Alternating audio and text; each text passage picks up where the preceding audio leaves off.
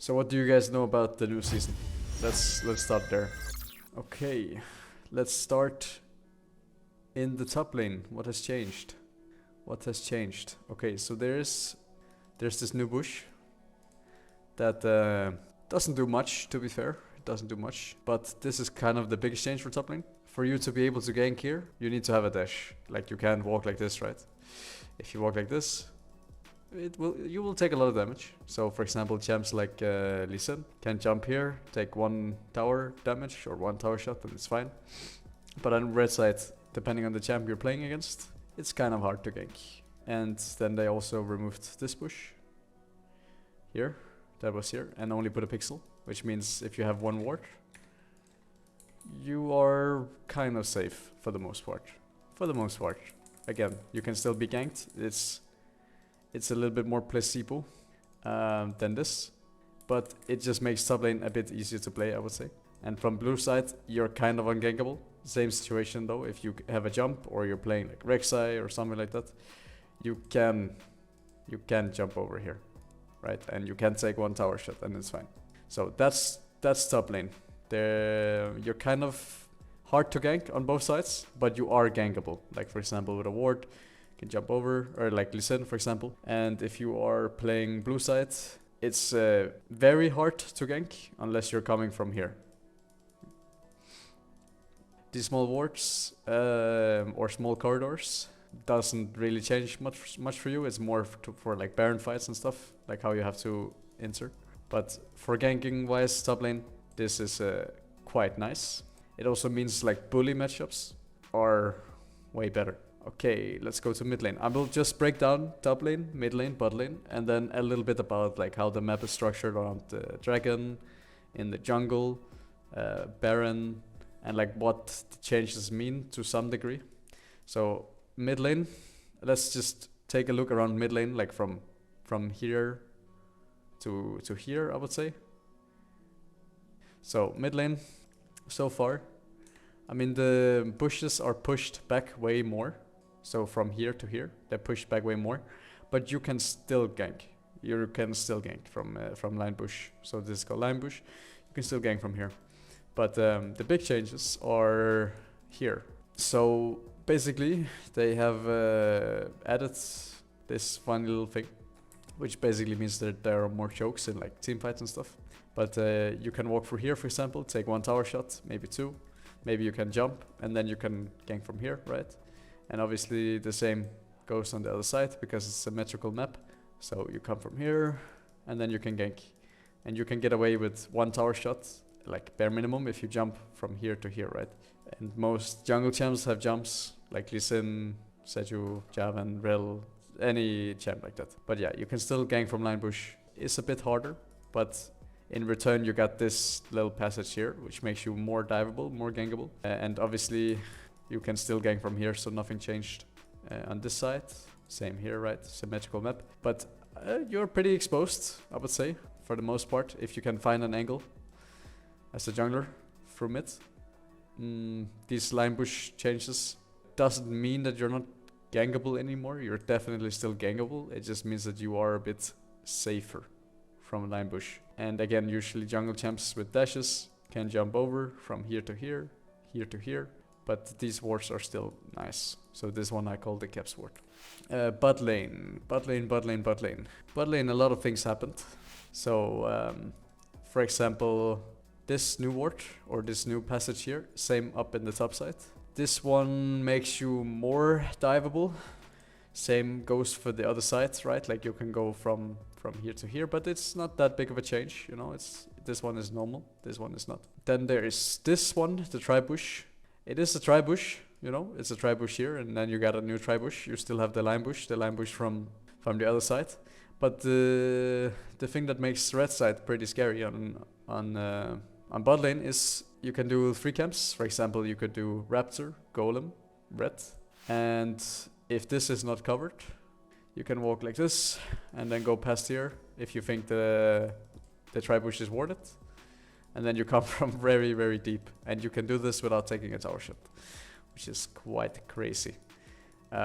So the way to cover this is to pop a couple of wards. I mean, You would still need this ward, but now you need this ward as well.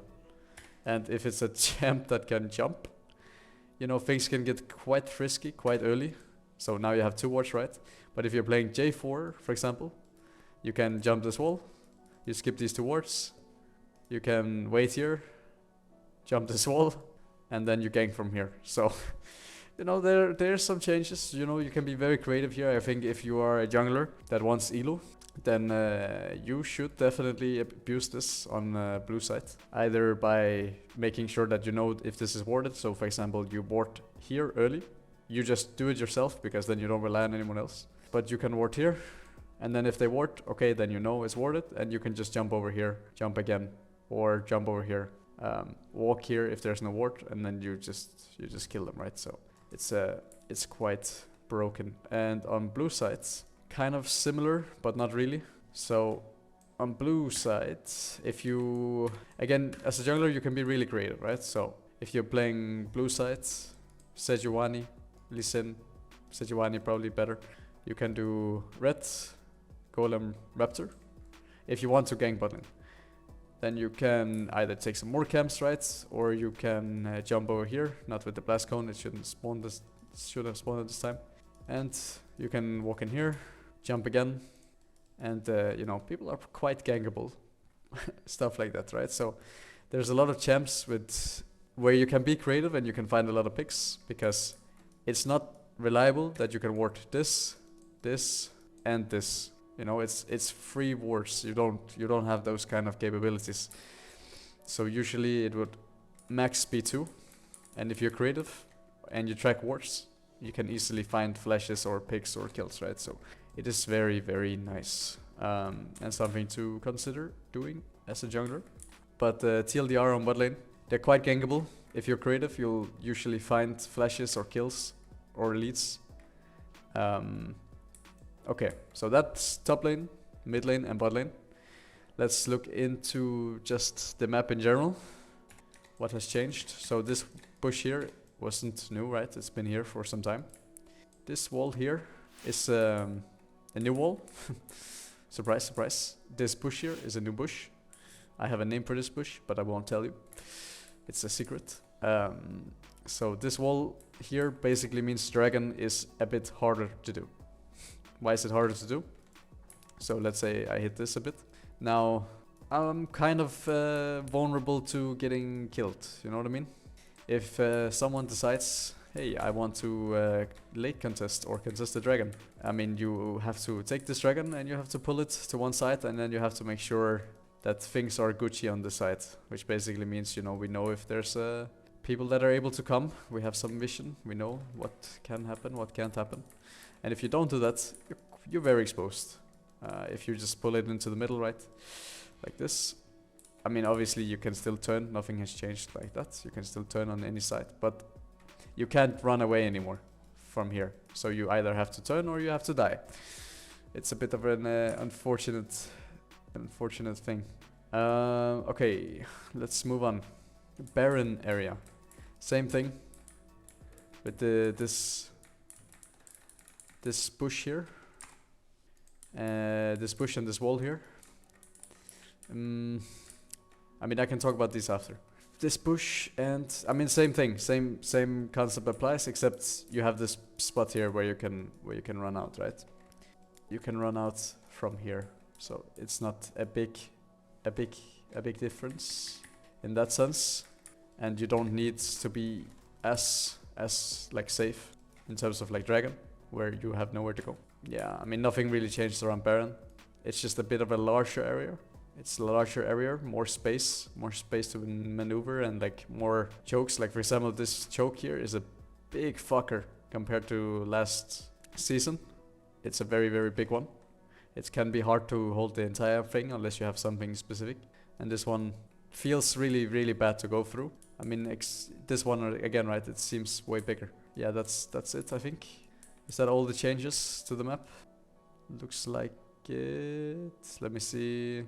So what else is there? I mean, plates are a bit weaker compared to what they were last time, which means you know, you can give them once in a while. Okay, so these little ugly motherfuckers are called Void Mites. What do they do?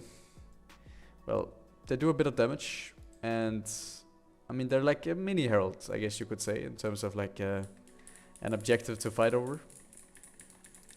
Do I think you should die for them? Definitely not. They can take a bit long to take compared, like not compared. I mean considering what champ you play, or champions you play, because once you kill one of them, they get HP back. Okay, so down here you can see what the Void Mice do. So there's 6 in the game. And what else is there? So they spawn 3 and then they spawn at different times. Your attacks apply a true damage dot to structures, which basically means you do more damage to towers, right? It's quite nice. If you play a champ that can split push very well, like, I don't know, Yorick, and you have Void Mites, 6 Void Mites, you're basically gonna destroy the tower. Or LeBlanc. LeBlanc right now with 6 Void Mites, it's a crazy champion. So if you play champs like that, then Void Mites have more higher priority. But if you play champs like that have a hard time outdoing the tower, they don't have as high a priority. So let's keep moving on.